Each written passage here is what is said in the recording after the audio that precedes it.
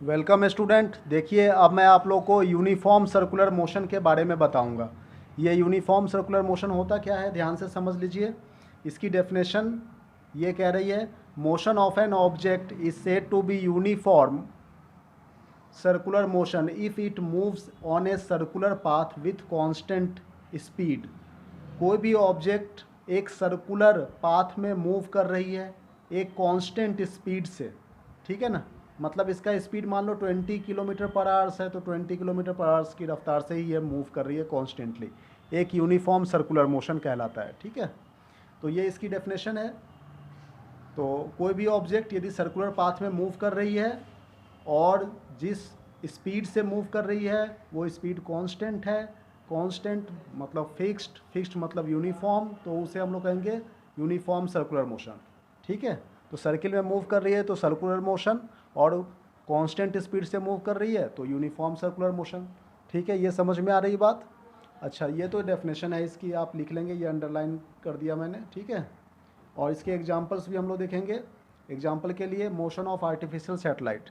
एक artificial satellite जो कि मोशन में है, motion of the tip of the second hands of A watch, ठीक है। घड़ी का जो सेकेंड का कांटा है वो मूव कर रही है सर्कुलर मोशन में कांस्टेंट रफ्तार से, ये भी इसका एग्जांपल है। या फिर कोई भी एथलीट है जो कि थ्रो करने से पहले हैमर को सर्किल में मूव करवा रहा है, ये एग्जांपल है। ये हैमर को थ्रो करना है इसे, तो पहले सर्किल में मूव करवा के फिर उसके बाद थ्रो कर देगा, ठीक है। तो जब तक ये सर्किल में मूव करवाए तब तक उसे कहेंगे यूनिफॉर्म सर्कुलर मोशन का। ये एग्जांपल हो गया, ये 3 एग्जांपल, ठीक है। तो ये आप नोट्स बना लेंगे और इसके बाद इसमें कुछ नोट भी करने हैं, इसे नोट डाउन करेंगे। नोट में ये कह रहा है कि the motion of a body along a circular path is also known as accelerated। यदि सर्कुलर पाथ में ऑब्जेक्ट मूव कर रहा है, मोशन कर रहा है, तो उसे हम लोग एक्सेलरेटेड कहेंगे, ठीक है ना। ये इस तरह के मोशन को एक्सेलरेटेड कहेंगे। क्यों ऐसा कहेंगे?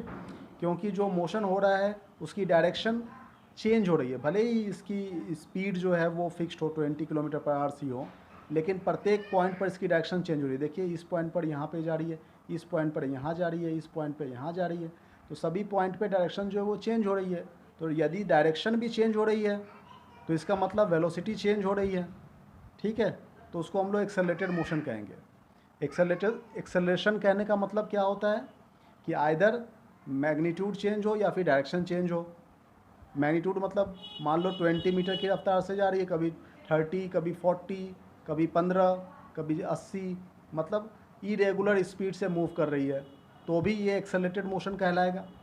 और यदि ये फिक्स्ड है लेकिन ये सर्कुलर में मूव कर रही है, इसकी डायरेक्शन चेंज हो रही है, तो भी इसे एक्सेलरेटेड मोशन ही कहेंगे, ठीक है। तो यहाँ से लेकर के और यहाँ तक ये जो डेफिनेशन है आप देख रहे हैं, डेफिनेशन से लेकर के और यहाँ तक आप नोट डाउन करेंगे। इस वीडियो में इतना ही। Thank you very much.